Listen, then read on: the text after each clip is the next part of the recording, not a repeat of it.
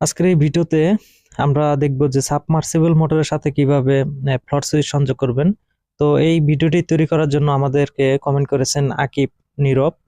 তো সে বলেছে সাবমার্সিবল কিভাবে করব, অর্থাৎ 2 HP মোটরের সাথে কিভাবে ফ্লট সুইচ এবং ম্যাগনেটিক কন্ডাক্টর সংযোগ করবে।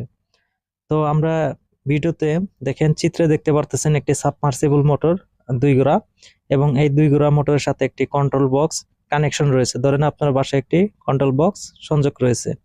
তো এখন আপনারা ফ্লট সুইচ কানেকশন করবেন। এই ফ্লট সুইচটি সংযোগ করার জন্য একটি ম্যাগনেটিক কন্ডাক্টর নিতে হবে 220 ভোল্টের, এবং একটি ফ্লট সুইচ নিতে হবে। তো মেইন সুইচ হিসেবে আমরা এমসিবি সার্কিট ব্রেকার হতে আমরা ম্যাগনেটিক কন্ডাক্টরের মধ্যে 220 ভোল্ট দেখেন লোড হিসেবে ইন করে দিচ্ছি লোড টার্মিনালে, নিউট্রাল এবং পজিটিভ।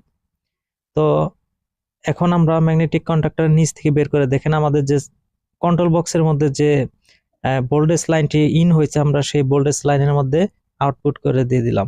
এখন আমরা ম্যাগনেটিক কন্ডাক্টর যেহেতু 220 ভোল্ট, তো সেহেতু ম্যাগনেটিক কন্ডাক্টরের মধ্যে আমরা একটি ফেজ কমন করে দিব, অর্থাৎ কয়েলের মধ্যে দেখেন আমরা উপর থেকে ফেজ শর্ট করে নিয়ে A1 বা A2 তে কমন করে দিলাম।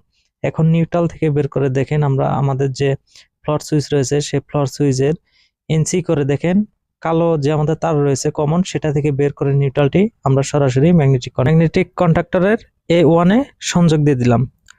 তো এখন আমাদের এই সাবমার্সিবল মোটরের সাথে যে কন্ট্রোল বক্স রয়েছে সেই কন্ট্রোল বক্সের মধ্যে আমাদের একটি সুইচ রয়েছে, সেই সুইচটি অন রাখতে হবে।